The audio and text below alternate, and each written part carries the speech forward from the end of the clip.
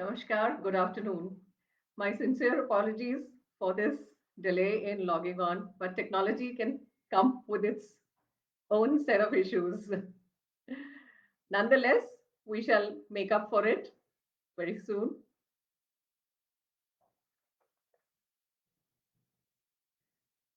So, let's start with the basics of gardening. Uh, Many of you dream to have your own garden, set up your own garden. Some of you already have your gardens. You would like to enhance it, beautify it, and help is available at hand. So let me jump straight into it. This whole horde of plants that you're seeing around me, no, they don't belong here.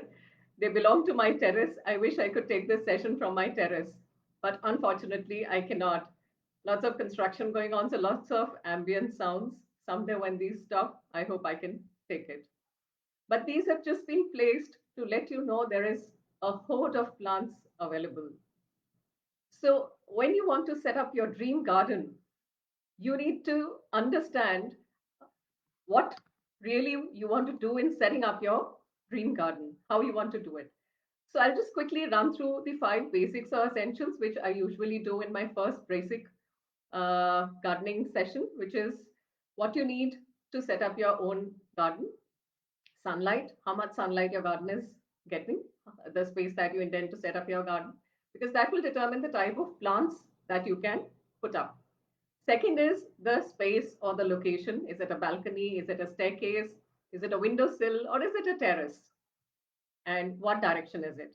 Thirdly is water. What are the watering requirements? Do you have a paucity of water or do you have abundant water? So that will also depend upon your selection of plants. Third is container. Container is very important. Now, if you want to set up just an ornamental, you want to have a beautiful garden and a wide array of plants and varieties. So I can show you, you can use some recycled stuff. You can use some innovative stuff. No, this is not a soup mug. This container is designed as a mug. This is a Sansevieria, an ornamental one, which is also known as a air purifier. You can have the plastic pots, a horde of sizes available. You can also use a lot of recycled stuff. Now, this is a bottle which I cut horizontally and I'm using it for my plants. Be innovative. Guess what this is?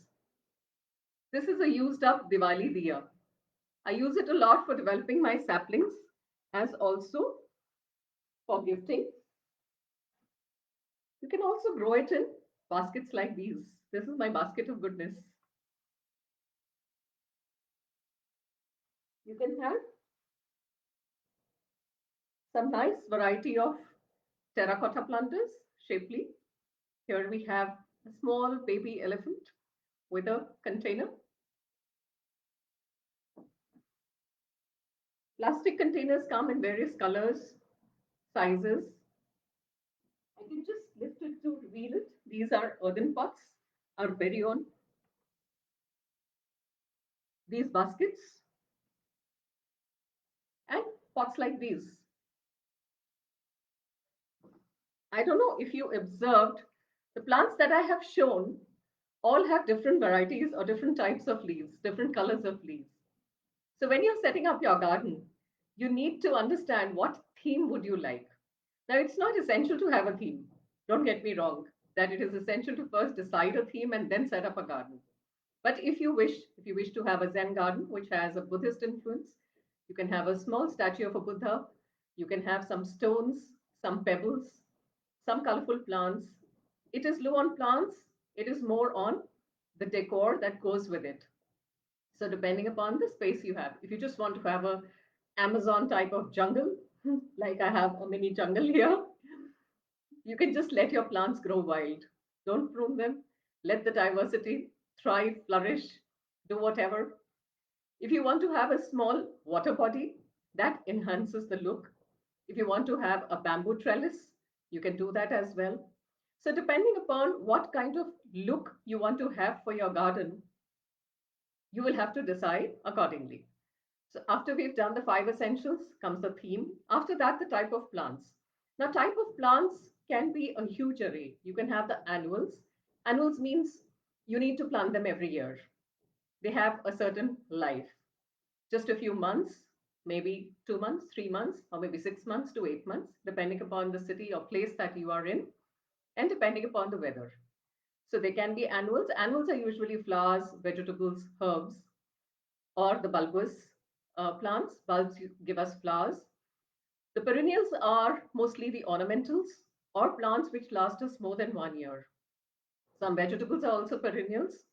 And most of the ornamental plants, the erica palms, the money plant, the sansevieria, the spider plant, which we have been hearing very often as air purifying plants, in addition to the syngoniums that we have, or say plants like these are all perennials, or maybe this, or palms, all these are perennials. So type of plants, this is annuals or perennials. Then we have the ornamental or the useful. Now, ornamentals are those which just give beauty, as the name suggests. They are ornaments, ornaments of your house, of your home decor, part of your home decor. Useful would be the ones which have some utility in adding to beauty as well as giving you some use. For example, we have the herbs, we have the lemongrass, we have the basil, we have the curry patta. They green our spaces, they look pretty, they are perennials, and yet they give us some use as well. Then we have the flowers, which can be seasonal or which can be annual or perennial and which can be fragrant. Now, I've mentioned four categories. How do you decide upon them? So, most people in places like extreme temperatures, like we have in North India, we have a certain set of flowers which we can grow in every season. And there are certain flowers where we do not need to plant them over and over again, but they will flower in the flowering season. For example, the motia or the champa, muraya, lots of other permanent plants, lots of creepers, vines. So that is the other category when I talk about types of plants. Vines or creepers, the madhumalpi, the lesun lata or the garlic vine, and lots of other varieties which you can check with your plant nursery or with friends which ones you want to grow. Do a Google search, look up the flowers, look up a little information, and decide whether you want to grow that or you don't want to grow that. Because vines take up a lot of space. So you should have space to put it in a big pot, big by I mean about this much, about 12 to 14 inches, so that the root develops. Because most vines and creepers are perennials. Some of them are useful as well. For example, the Madhumalti. This is a or creeper which we have seen very often growing beautifully. The flowers are slightly fragrant, and you can make a herbal tea or an infusion out of it. Now, the flowers I've discussed the seasonal, the fragrant, the vines, the creepers. There are also one category which is the bulbous. So those bulbs need to be planted in soil. You can keep them planted or you can pull them out if you have beds, flower beds, if you have ground space. And if you want to keep changing according to season, then you can pull them out, store them for the next season. Of course, storage is a challenge itself. Other than that, you can keep them in the ground or in the pots. They will bloom when the flowering season comes again. In the meantime, they will produce more bulbs. You need to keep feeding them. Of course, watering is a separate topic altogether. I will not delve into that. Each plant has its own cycle of watering, own care. But you should look at plants which do not require too much of care. So we've covered annuals, perennials, we've covered ornamental, useful, we've covered flowers, we've covered vines, creepers. Next come the most interesting one, which is closest to my heart. Yes, I think you got it right. The vegetables and microgreens. Uh, this is a fallacy that you need a big space to grow vegetables. In fact, you can have a garden which you can interspace with vegetables. For example, if you have a champa tree, the base of the pot where the soil is, the surface area is going to be totally free. You can plant some leafy vegetables. If the pot is big enough, maybe add a few turnips or add a few beetroot or the red mooli. And you're utilizing the same pot for an ornamental mini tree and for your vegetables. Because these vegetables, especially the leafy vegetables, will give them good ground cover. And since they are seasonal, you can plant them in the right season and then pull them out when not required, and maybe plant some other in the other season. And this is a very important part because whenever you plant two plants together, two or more plants together, it's called companion planting. They will give some nourishment to the soil. They will leave behind something which will enhance the soil, be it nitrogen, be it phosphorus, be it calcium, anything. This is a rule which we follow, but this you can delve on to later. You can identify the places in your garden where you can do companion planting. Not all plants are good companions, not all plants are bad companions. So you need to delve a little further to know more about companion planting. Another important aspect is the purpose of your setting up a green garden. Is it just greening of space, or what is it? That is it just to add beauty? Is it to add flowers which you can cut and put in your drawing room or your room? So beautifying your space. What is the purpose of your setting up the garden? Are you setting it up for food to be used as nutrition, like the microgreens, vegetables from farm to table, or the three B's? Now, what do I mean by the three B's? For birds, butterflies, bees, bees are a huge pollinators. If you don't have the butterflies and the bees, I don't know where our food would come from. It is most important that we set up our garden keeping this in mind. And birds are great pollinators as well. I'll give you an example. Many times you would have seen a people tree or a barka ped coming out of maybe a drain pipe or underneath a water tank or just out of the wall. How does that grow from there? So these are seeds which are either air dispersed or birds drop them. And the little moisture that they get from the walls or from beneath the tank or whichever space they can get into, they germinate. So birds are great for that. Many times you would have seen voluntary plants coming up on their own in your pots or in your beds. Some trees also. For example, the shedu tree, the mulberry tree. It comes up on its own, and you would wonder, I have not planted this. Where did this come from? So there would be some bird which would have dropped it there, the seed, and it would have germinated. The air is also a great disperser. So keep this in mind. What is the purpose of your setting up your garden? It can be a great family activity too. Involve your children, involve your family. It is great fun when you get your hands dirtied with that mud, mixing the soil together, doing it as a fun activity, as a weekend activity, and then deriving pleasure out of it. It's a great stress buster. And in the lockdown, I have seen so many people, so many families turning to gardening to spend their time. And now it has become a passion. For some, it still remains a hobby. That's perfectly fine. Last but not the least, in this category of purposes, is the personal happiness and satisfaction. The moment you step out into your garden, however small or big it may be, if it's a balcony, if it's a terrace, and if you see certain flowers blooming, the little bud that comes, the little flower that blooms, or the big flower that blooms, or the space that gets filled with fragrance or greenery around gives you so much joy and happiness. And when you know you have planted yourself, cared for it, nurtured it, that satisfaction is unparalleled. Now, how to do it yourself? The key or the mantra to having a good garden is not being dependent on anyone, least bit on Malis. And believe me, they're not as knowledgeable as they seem. Some are there. I don't mean to just degrade them. They are there for a purpose. They are there to earn a living. But most of them will discourage you and treat you as if you don't know anything. So get hands-on knowledge, get experience, do it yourself.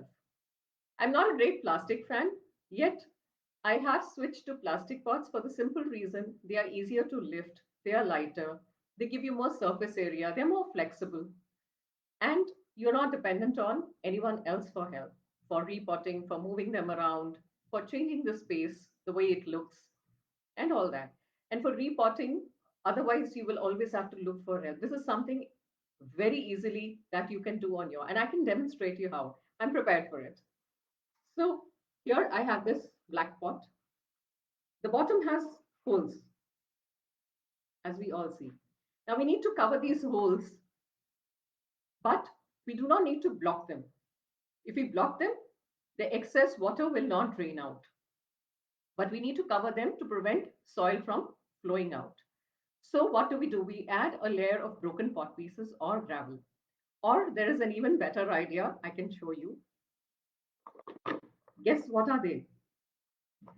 They are used Diwali diyas, which I have placed over the holes, inverted, face down.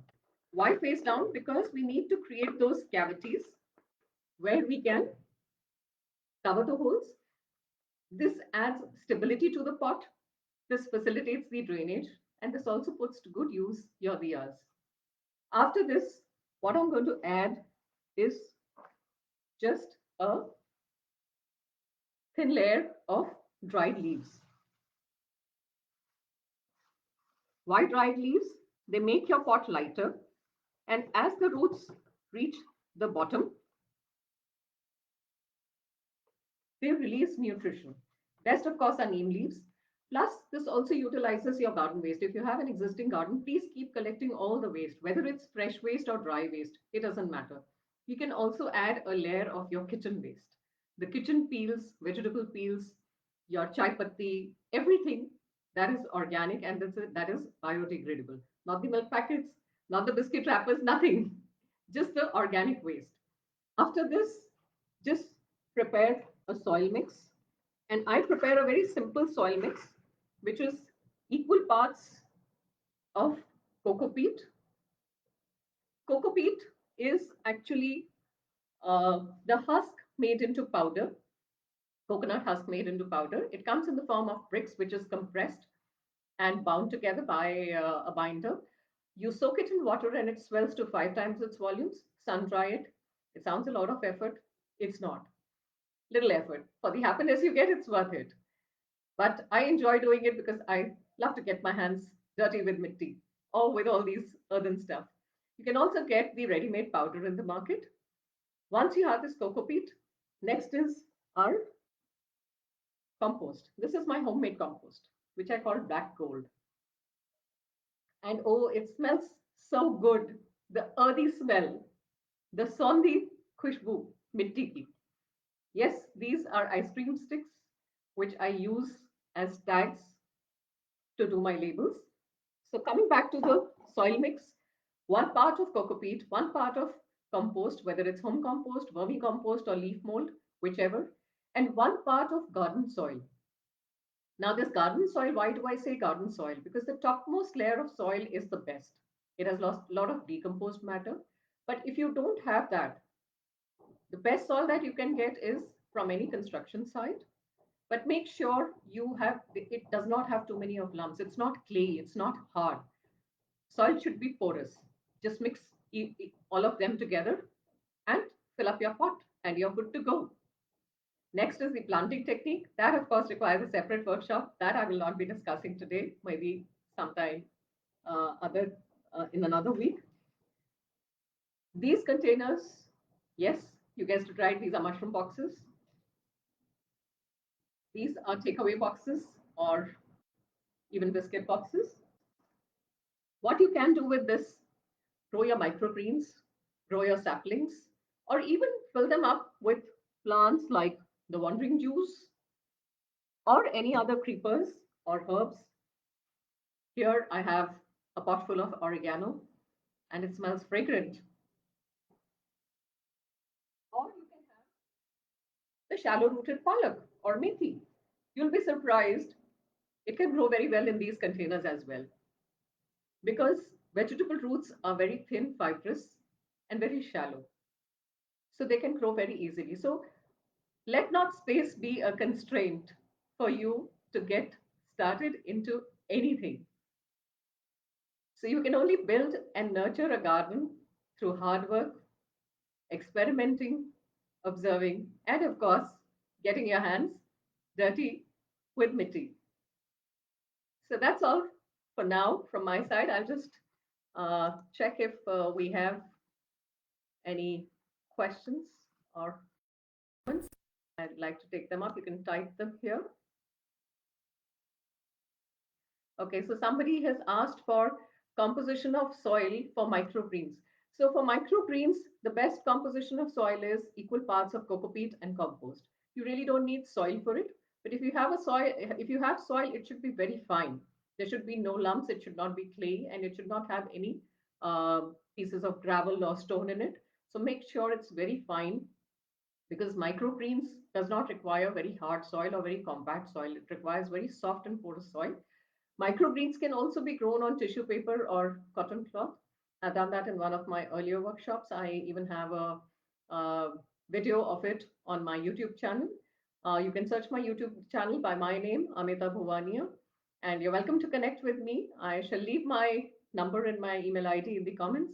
You're welcome to connect with me for any queries that you have.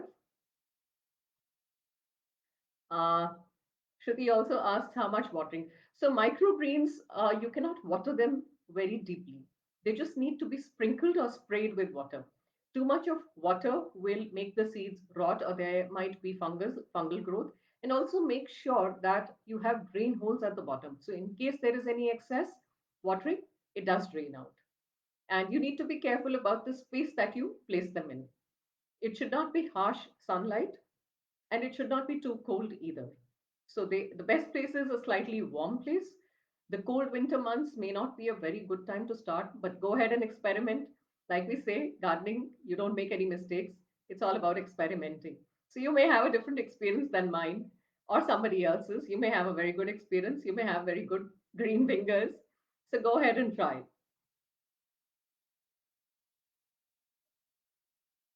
So Bhavna asks about veggies, and Pooja also asks about what can we sow right now. So all the leafy greens you can sow right now: palak, methi, dhania, sarson, bathua. Although bathua comes on its own as a voluntary leafy vegetable, but you can grow it as well. You can grow cholai, you can grow dil or soya saag. For lettuce, I would advise you get saplings because it's a little late for you to sow seeds. By the time the seeds develop into saplings and you transplant them and start harvesting them, more than a month would have passed. And you don't want to lose out on that. So just get the saplings from one of the good garden shops and you're good to go. You can sow the small mooli, the red mooli, red radish. You can also sow beetroot. Beetroot grows almost 8 to 10 months a year. You can sow tomatoes. Brinjals last you for 2 to 3 years. So you can sow them also right now. So take care of them. Chilies last you for 2 to 3 years. Capsicums, just pick up the seeds that you have in your kitchen, the red peppers, bell peppers, the yellow bell peppers, save the seeds, sow them and see. They might just give you surprises. Cherry tomatoes, they can be grown as well. For some plants, if you have a paucity of space, I would not really advise them, like the cauliflower, the broccoli, or the cabbage, because one pot is going to give you just one plant, maybe, depending upon the size of pot. And that is going to take at least 60 to 90 days. So why wait for so long? So the easiest will be the leafy greens. Microgreens, you can try all the winter vegetable seeds except brinjal tomato. They are not advisable. The nightshade vegetables, not advisable to sow as microgreens. Hope I answered that.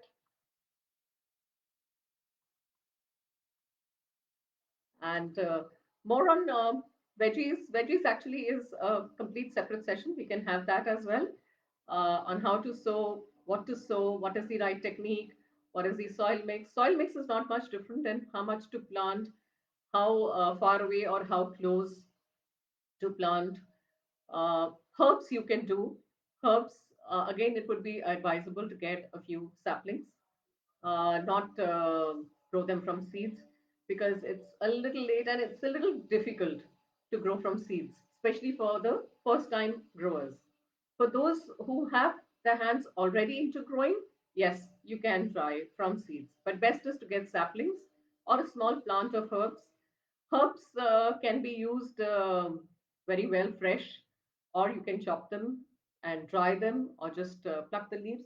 Another session that I would do later on would also be on what is the right way to harvest vegetables, because that's very important. So we'll take that up again sometime. Any more questions if you have? Yes, I can take them up. Another thing that I missed mentioning was when you're setting up your dream garden, do explore lots of props, garden decor available. What do I mean by garden decor? You have the beautiful metal butterflies, you have small Buddha busts, you have small statues, you have small mushrooms, small huts, or which you can make on your own. Be a little creative, make the best use out of waste, do a few decorations. I wish I could carry my tray gardens here and show you, but they're quite large. So be innovative. One corner you can have a small table with a tray garden with small, small plants. So do explore the garden decor and see what size of plants you want to have. You want to have tall plants, you want to have medium height plants, you want to have small size plants, and you can even have a grading. Like I've done here, the small one here. Of course, you can't see that. This one is placed here. Then I have the taller one, the money plant in a basket. And then I have the tall one. So all three get visibility and it adds nice color variation. Think of plants which have different colors, lots of leaf variety of leaves. Like here also we have about 6, 7 varieties. This is the thin leaf one, the money plant, the normal leaf one. This is like a fishtail palm leaf. We have the thick leafed one, the broad leafed one, and here we have the colorful one.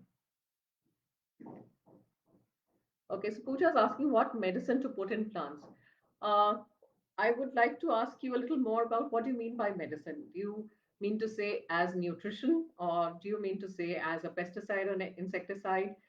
Well, I grow my entire garden is organic. So I use no chemicals, no chemical fertilizers, no enhancers, no pesticides, no insecticides. So it's totally my homemade compost or my simple home remedies such as neem water, chili garlic water, or maybe sour curd, things like that, which are very simple, all available in your kitchen. Yes, Pooja, I think I've answered that. You asked both. So, and as fertilizers, you can make the bioenzymes. I have a video on that too. Very easy to make. It's all made from peels, whether it's citrus peels, whether it's rose petals, whether it's marigold petals, or whether it is banana peels. Banana peel bioenzyme is a great fertilizer for plants, which is a great enhancer, great growth booster. And one point that I would like to add, which I emphasize in all my sessions, is please, please get into home composting. Turn your kitchen waste into manure. It is one of the best things that you can do for yourself and for your environment. Don't think that it's hassle-some or it's going to smell or stink. Start with it. If you run into trouble, there is always help available at hand. And if you think you're not going to be able to use it up, there are ample takers for it. You can send it over to me. I have over 300 pots, and my home compost is definitely not sufficient for it, so I have to buy. So it's more than welcome in case you can't use it up. But please do get into composting. And composting is very simple. It's only a mindset which we need to change. Composting can be done in many ways. That, of course, we'll take up about. So, Deepaji, good to see you, Deepaji. What plants would you recommend for a tray garden? So, tray garden again depends on what theme you want to have for a tray garden. You cannot have the very fast growing plants. You need slightly slower growing plants. So, succulents are more suited for it. Tray gardens cannot be watered too much. Watering needs to be easy. So, you need plants which do not require too much of water. And again, like I said, for trays, you need to set a theme, what you want to depict in those tray gardens. Uh, and I'll be very honest with you, tray gardens is not really my forte. So it's just out of curiosity and out of interest that I did make 2 trays. But I don't really enjoy that because I like the wild growth in plants, the big growth in plants. So I find it very difficult to even prune my plants, which of course is necessary from time to time. So where do you get the matka for compost? You can order it online. Daily Dump is one place. You can also use plastic buckets. So plastic buckets are very good. They are very functional. You can connect with me one on one, and I can share the links with you. You can use it as your kitchen dustbin. In fact, you can place it under your kitchen sink, and it does not stink. It does not. If you follow the right way, it gives no bugs or ants or insects if done properly. I've been doing composting for over 8 years now, and I've never looked back. And you'll be surprised to know I have a combination of all. I have the earthen khamba or the matkas. I make it in my gamlas, and I also have the plastic bucket. So I have about 8 to 10 composters, and they are always forever full. So I don't have place to keep more composters. So I have to keep timing it well in such a way so that one of the composters is always empty for me to use. Okay, so there is another question: multiple vegetables in a large pot. How to use it effectively? See, this is something which is related to companion planting. Like I said, do a little bit of research. What plants are good companions? What plants are bad companions? For example, garlic and onion and tomatoes and coriander or dhania or palak. They are all very good companions. So ideal for a plant is one, you have a tall plant. So a tomato plant grows taller. One, you have a root vegetable, so it can be onion or garlic. And one, you have a leafy vegetable which gives ground cover. Why ground cover? See, the soil temperature fluctuates a lot. So if you have a good ground cover, it protects the soil. It prevents water evaporation. It reduces your watering needs, and it keeps the microbial activity intact, which we also call mulch, which maybe I'll cover in some other session because lots gardening is a vast subject, and I can just go on and on. So yes, I will share pics with you, and I'll post them. Pictures of my garden, pictures of my produce, the vegetables, which I said is my forte. Of course, I've learned from my failures. I failed miserably initially. I had a terrible time. So sometime other time would be my story, where I'll just tell you how many times I have failed, but I kept at it, determined, and how many times my mali would ridicule at me. गमले में सब्जी नहीं होती, and I was determined कि गमले में तो सब्जी होके रहेगी. And now he tells me past couple of years कब लगानी है, टाइम निकला जा रहा है, मैंने गमले तैयार कर दिए हैं. But yes, that's one part which I don't leave to him. I like to do the sewing myself because of the satisfaction and happiness I derive from it, and I'm sure you will never look back. So I would urge everyone, please take up gardening, please get into it, and I'm always out there for help. So this brings us to the end of this session. Next week, another session, another topic. Do send in your requests, or do send in your recommendations, what you would like me to talk about, what you would like me to show or demonstrate, and I shall be happy to do that. See you. Bye bye.